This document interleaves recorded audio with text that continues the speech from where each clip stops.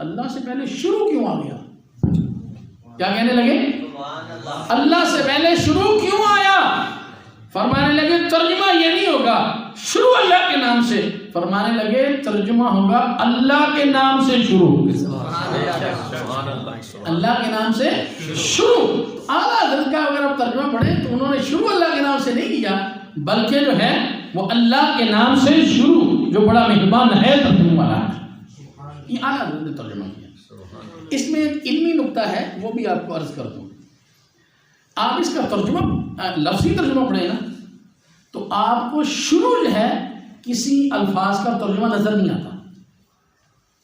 شاید آپ نے پڑھا جہاں لفظ لکھے ہوتے ہیں نا بسم اللہ الرحمن الرحیم، با کے 10 معنی ہیں شرم یا کمال نے لکھے، با کا معنی سے ہے، ساتھ ہے اور بہت سے معنی ہیں اس کے۔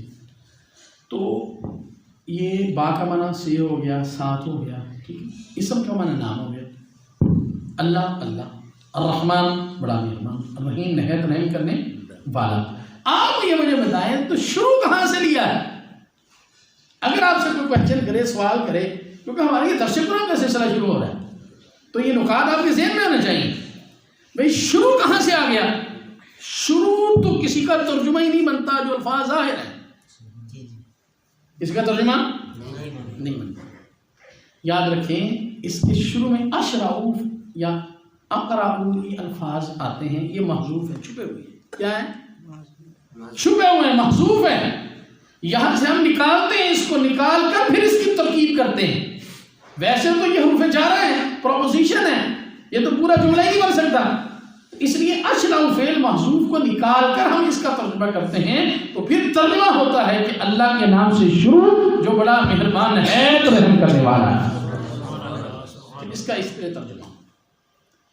تو بسم اللہ الرحمن الرحیم، اللہ کے نام سے شروع جو بڑا مہربان ہے۔ آگے ہے بسم اللہ الرحمن الرحیم، اس میں یہ تو کسی کو کوئی اختلاف نہیں ہے کہ یہ سورہ نمل کی آیہ مقدسہ ہے، اس میں کوئی اختلاف ہو؟ انہ من سلیمان و انہ بسم اللہ الرحمن الرحیم، یہ قرآن کی آیت ہے، اس میں کسی کا اختلاف ہو؟